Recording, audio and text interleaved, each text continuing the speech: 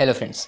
बहुत सारे लोगों ने मुझसे ये क्वेश्चन किया कि सर हमें ना कन्फ्यूज़न होती है कि अपना टाइम किन चीज़ों में इन्वेस्ट करें। तो मैंने फिर ये चीज़ रियलाइज़ करी कि ये कन्फ्यूज़न मेरे दिमाग में भी है। फिर मुझे इस सवाल का जवाब मिला कि हर किसी के लिए ये चीज़ अलग अलग है। मतलब अगर हर बंदा एक चीज़ पर ही अपना टाइम इन्वेस्ट करे तो ज़रूरी नहीं कि सभी को एक जैसे रिजल्ट्स मिले। तो इसके लिए आपको एक बेसिक लेवल तक खुद को जानना होगा। अगर आप खुद को जानोगे तभी आप जान पाओगे कि आपको किन चीज़ों में अपना टाइम इन्वेस्ट करना चाहिए ताकि उससे ज़्यादा से ज़्यादा रिजल्ट आ सके। अगर एकदम डीपली जानना है तो you have to get into spirituality and stuff which I am not gonna talk about in this video. So अपने आप को एक बेसिक लेवल तक जानने के लिए आपको खुद के साथ में थोड़ा टाइम स्पेंड करना है। You need to ask yourself some questions. The thing जिसको आपको माइंड में रखना है वो ये है कि आपको इन क्वेश्चंस का आंसर तुरंत नहीं देना है। You have to stay with them for certain period of time. जैसे जैसे आप इन क्वेश्चंस के साथ ठहरोगे आपको इन क्वेश्चंस के साथ एक फैमिलियर लगेगा। आप इन क्वेश्चंस के साथ में फैमिलियर हो जाओगे, then you will be able to answer these questions correctly, क्योंकि ये क्वेश्चंस आपके ऊपर है। सो पहला क्वेश्चन है कि my strengths my weaknesses what are they. अब ये आपको बड़ा ही कॉमन सा लग रहा होगा कि यार ये तो हर कोई बताता है, क्या स्ट्रेंथ क्या वीकनेस, ये तो मैं कब से सुनता आ रहा हूँ। नहीं, मैं उस स्ट्रेंथ की बात नहीं कर रहा। किसी ने आपको पूछा होगा कि बेटा व्हाट आर योर स्ट्रेंथ्स, आपने कहा पेंटिंग।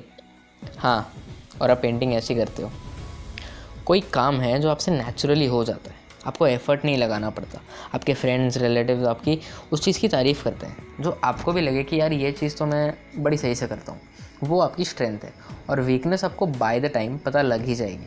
अब आपको पता ही है कि क्या करना है। स्ट्रेंथ पे ज़्यादा इन्वेस्ट करना है अपना टाइम, वीकनेस पे नहीं।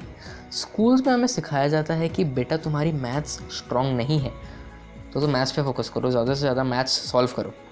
अब बंदा जो मैथ्स में वीक है, मतलब उसका इंटरेस्ट नहीं है, सॉल्व कर करके कितना सॉल्व करेगा, लास्ट में आ ही जाएगा ना। उससे बेटर अगर वो इंग्लिश में अच्छा है तो वो इंग्लिश में ज़्यादा अपना फोकस करे ना। आपको भी अपनी स्ट्रेंथ्स पर फोकस करना है, वीकनेस को इग्नोर करना है। जो दूसरा क्वेश्चन है वो ये है कि हाउ डू आई लर्न। इसका सिंपल सा मतलब है कि आप बेस्ट किस तरीके से सीखते हो। ज़रूरी नहीं हर बंदा बुक्स को पढ़कर ही सीखे। वो ऑडियो बुक सुन सकता है, साथ साथ में नोट्स बना सकता है, जिसे वो बाद में रीड करके उस बुक से लेसन ले सके, जैसा मैं करता हूँ। बुक रीड करते टाइम मेरे दिमाग में कभी कभी बाहर की डिस्ट्रैक्शंस हावी हो जाती है, बाहर की आवाज़ों से मैं डिस्ट्रैक्ट हो जाता हूँ, तो मैं पढ़ने के साथ साथ ऑडियो बुक प्ले कर लेता हूँ। तो बेसिकली आप 3 तरीके से सीखते हो। पहला है विजुअल, मतलब कुछ देख कर सीखना, यानी कि कोई स्किल सीखनी है अगर आपको, तो अगर कोई बंदा उस स्किल को कर रहा है, जैसे कि मान लो आपको क्रिकेट सीखना है तो एक बंदा क्रिकेट खेल रहा है, आप उसको देख करके सीख सकते हो। दूसरी चीज़ है हियरिंग, मतलब कि जैसे बुक रीड करनी है तो उसमें ऑडियो बुक हो गया, आप ऑडियो बुक से सुन सकते हो और ऑडियो बुक से उस बुक की नॉलेज ले सकते हो। तीसरा है रीडिंग। मान लो अगर आपको मैं क्रिकेट का एग्जांपल दूँ तो क्रिकेट आपको सीखना है तो आप क्रिकेट के बारे में पढ़ करके सीख सकते हो। ये 3 बेसिक वेज हैं जिससे आप कोई भी चीज़ को सीख सकते हो। अब ये आपके ऊपर है कि आप किससे सीखना चाहते हो या फिर आपके लिए कौन सा बेस्ट है। ये आपको इन क्वेश्चंस के साथ में रहकर ही पता चलेगा। आपको अपनी लाइफ को ऑब्जर्व करने के बाद ही पता चलेगा कि आप बेस्ट किस तरीके से सीखते हो। जैसे मेरे लिए पर्सनली ये है hearing. I am a very good listener, तो मैं सुन करके चीज़ें याद रख सकता हूँ।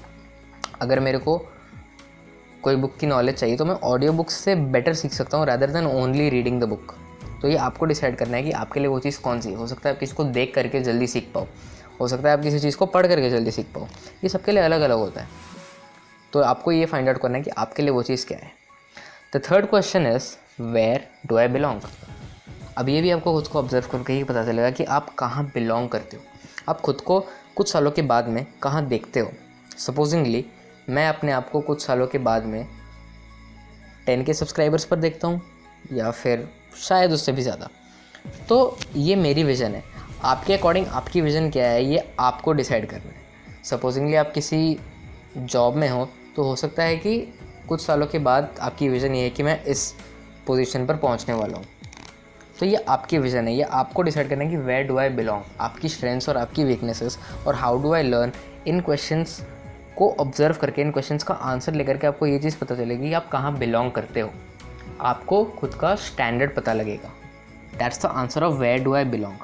अब इन तीनों चीज़ों को जब आप जान लोगे उसके बाद आपको खुद को समझने में बड़ी आसानी होगी, आप खुद को बड़ी इजीली समझ पाओगे और खुद को बड़ी जल्दी ही मैनेज कर पाओगे। लोगों का यही कन्फ्यूजन रहता है कि हम अपनी चीज़ों को कहाँ इन्वेस्ट करें, हम अपना पैसा अपना टाइम कहाँ इन्वेस्ट करें जिससे ज़्यादा से ज़्यादा रिजल्ट्स आए। अगर आपको इन तीनों क्वेश्चंस का आंसर मिल गया है तो अब आपको ये भी पता लग जाएगा कि अब आपको अपना टाइम किन चीज़ों में इन्वेस्ट करना है। Supposedly how do I learn से आपको ये जवाब मिला कि आप हियरिंग में अच्छे हो, तो आपको ये भी समझ में आ जाएगा कि आपको ऑडियो बुक सुनने में अपना टाइम इन्वेस्ट करना है rather than watching a movie.